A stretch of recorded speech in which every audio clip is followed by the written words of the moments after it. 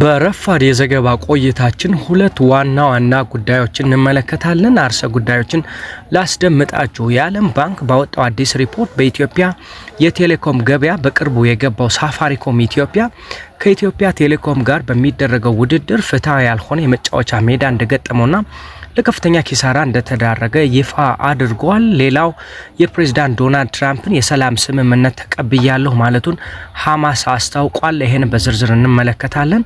እስከ መጨረሻው ተከታተሉን። መረጃው ለሌሎችም እንዲዳረስ ላይክ፣ ኮሜንት፣ ሼር አድርጉት። አዳዲሶቹ ተመልካቾቻችን ደግሞ ሰብስክራይብ በማድረግ ቤተሰብ ሆኑ እንላለን። አሁን ወደ ዝርዝሩ እናልፋለን።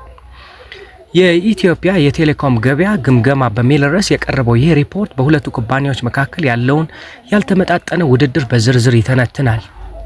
ሪፖርቱ እንደሚለው ኢትዮ ቴሌኮም እንደ ሳፋሪኮም $850 ሚሊዮን የፈቃድ ክፍያ ባለመክፈሉና በ6 የገበያ ዘርፎች ላይ የበላይነት ያለው ተቋም ሆኖ በመቀጠሩ ውድድሩ ፍትሃዊ አይደለም። ኢትዮ ቴሌኮም ከደንብ አስከባሪው ከተቀመጠው የመገናኛ ዋጋ MTR በታች የድምፅ ጥሪ ዋጋ በማቅረቡ ሳፋሪኮም ወደ ኢትዮ ቴሌኮም ደንበኞች በሚደረግ እያንዳንዱ ጥሪ ላይ ኪሳራ እንደሚያስተናግድ ሪፖርቱ ገልጿል።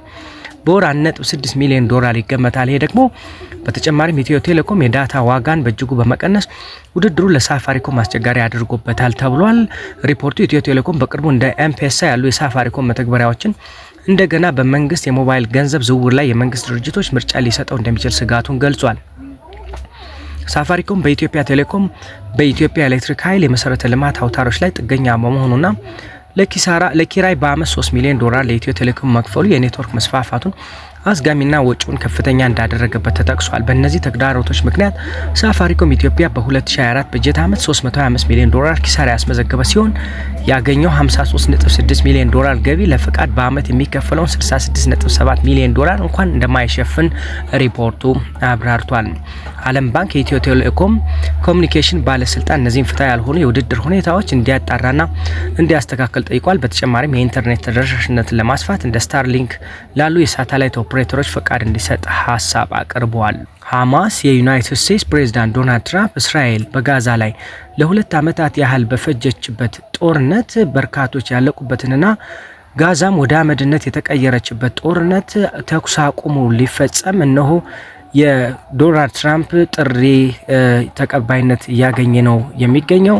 ይህንም የሐማስ ቡድን ማረጋገጡን የአልጀዚራ የዜና ወኪል ዘግቧል። ቅዳሜ ረፋድ ላይ ቡድኑ በሰጠው መግለጫ እስራኤልን አሁኑኑ በጋዛ ላይ የቦምብ ጥቃት እንድታቆም በመንገድ ለዘላቂ ሰላም ዝግጁ ነኝ በማለት ለትራምፕ ሀሳብ ምላሽ ሰጥቷል። ሐማስ ጦርነቱን ለማስቀረት ትራምፕ ባወጣው ባለ 20 ነጥብ እቅድ ላይ ምላሹን አስረክቧል የሚል መረጃ ከአውታሮች እንዳገኘው የገለጸው ለአልጀዚራ ቡድን የትራምፕ ባለ 20 ነጥብ እቅድ አፋጣኝ የተኩስ አቁም ጥያቄ ማለትም የቀሩት 48 የእስራኤል ምርኮኞች ልውጥ በዓለም አቀፍ አካል የሚመራ የሽግግር መንግስት መመስረትና የሐማስ ትጥቅ ማስፈታትን የሚጨምሩ ቅድመ ሁኔታዎችን በብዛት መቀበሉን በአስታራቂዎች በኩል ወደ ድርድር ለመግባት ዝግጁ መሆኑን ነው የገለጸው። በፍልስጤም ብሔራዊ መግባባት ላይ የተመሰረተና በአረብና እስላማዊ ድጋፍ የጋዛ ሰርጥ አስተዳደር ለፍልስጤም ነጻ አካል ለማስረከብ ዝግጁ መሆኑን ተናግረዋል። መግለጫው የመጣው ትራምፕ በትሩዝ የማህበራዊ መድረክ ላይ እስከ እሁድ ስምምነት ላይ ካልተደረሰ በሐማስ ላይ ማንም ከዚህ በፊት አይቶ እንደማያውቀው ውድቀት እንደሚገጥመውና ሁሉም ነገር ሲሆን እንደሚሆንበት ከገለጸው በኋላ ነው።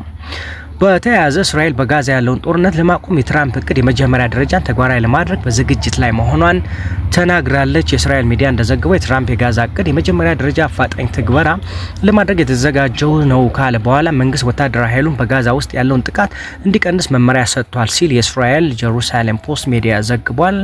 ለዘገባው አልጀዚራ፣ ጀሩሳሌም ፖስትንና ቢቢሲ እንዲሁም አልጀዚራን ተጠቅመናል። ክቡራን አድማጭ ተመልካቾቻችን አብራችሁን ስለነበራችሁ እናመሰግናለን። መልካም ጊዜ